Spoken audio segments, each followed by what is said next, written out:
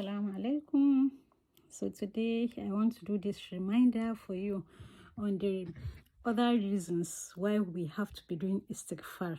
So many people just think that it's for our sins. No, not only our sins. There are a lot of reasons. Now I'll give you like 5 reasons. For example, number 1, we are not worshiping enough. We are not praising enough, and we are not thanking enough. Other creatures are always in a state of sajda. They are always in a state of glorifying Allah. But we are weak. We might be having some activities to do, some things to do. We might be carried away. We might be watching films and so on. So we have to keep doing istighfar to try to meet up with other creatures that are always in sajda. Like the moon, the sun, they are always doing sajda and glorifying Allah. The animals, in one way or the other, that we don't know. So another reason why we need to be doing istighfar always is there are some things that we don't even know they are sins.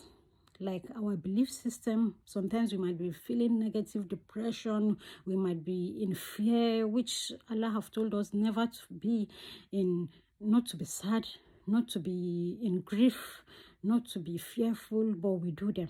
Not to be negative, not to envy, we do them. So these are things we need to be doing istighfar for. We might be lazy, we might not be doing what we are meant. We might not be as productive or as strong or as expected for us to do. You understand? So we have to be doing istighfar for it. Also, another problem why we need to be doing istighfar is there might be systemic sins that we are doing that maybe me and you don't have anything to do about it. Maybe like measurements, like we tauya mudu in Hausa, like some people are measuring not correctly. Then if you go to the markets, you might see a lot of atrocities. You might see a lot of atrocities, maybe in embezzlements that we have nothing to do with it. Why it's like human rights abuses that people are doing around us in our community. So we have to do istighfar, because if not for the people that are doing istighfar, that there might be a lot of consequences. So we have to do istighfar so that we can get more rain, we can get more fertile land and so on. So there are systemic problems, like especially like how people used to kill animals without any justification.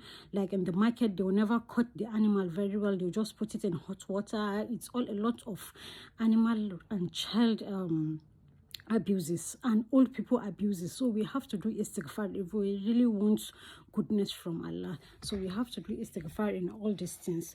Also, another reasons that we have to do istighfar is also why I said we are not thinking enough is because there are a lot of things going on that we don't even know.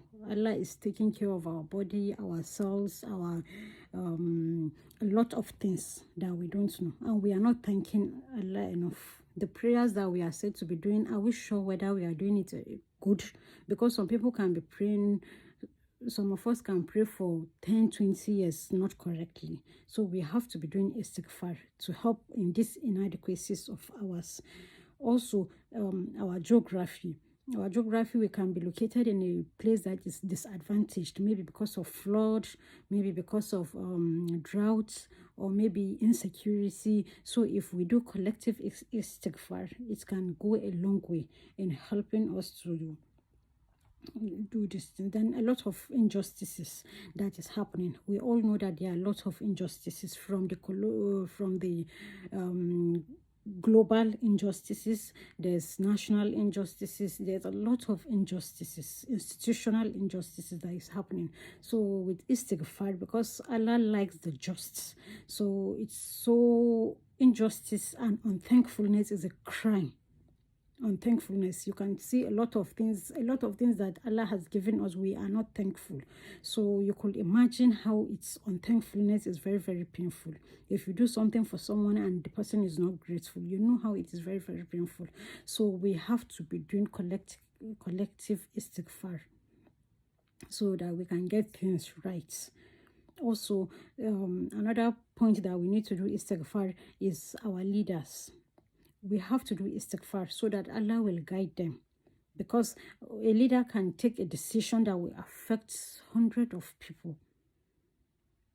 I mean our leaders, all our leaders, institutional leaders. It could be the chairman of NEPA or something like that. Because one person can divert transformer and that is the end of it. So we need to do istighfar so that we can have good leaders that will be guided. Thank you. Why I said systemic problem, that's none of us like the dollar rates. It is not today that we can solve that problem, because we need to export. We need to make people have seek the naira or demand the naira. So with that, that is when our naira will be high, which it's not a today's problem. It can take 10 years. It can take before our naira gains strength. So you see all this with istighfar. God can help you open doors, like you have fertile land, like you have if you're in agriculture, your crops, your animals will be fertile. You understand? You have rain. God will even make you not to need the naira, so to the dollar. So if you don't need it, then what do you only need it maybe to go to Hajj or Umrah or something like that. So that is some of the advantages of doing collective istighfar. Then also our leaders that I said, God will help us, because once they take one decision, it can affect thousands of us. So with good decisions, with collective istighfar, God can help them, because it affects us. Because if we are saying we don't care, like it's each decision they take, each economic decision they take, it affects our livelihood. The taxes, everything affects us. So with collective istighfar, our salaries that we earn will have more value. You understand? Their decisions will have less impact on us, or will be productive on us, will have a positive impact. Thank you.